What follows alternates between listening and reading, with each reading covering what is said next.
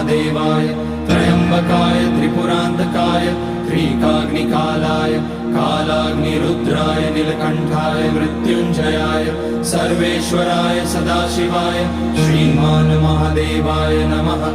ओम नमः शंभवाय च मयोभवाय च नमः शंकराय च मयस्कराय च नमः शिवाय च शिवतराय च। ओम त्र्यंबकं यजामहे सुगंधिं पुष्टिवर्धनम् उर्वारुकमिव बन्धनान् मृत्योर्मुक्षीयमामृतात्।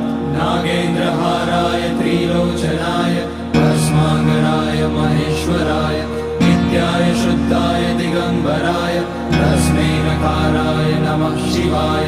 मंदाकिनी सलिल चंदन चर्चिताय नंदीश्वर प्रमथनाथ महेश्वराय मंदार पुष्य बहुपुष्य सुपूजिताय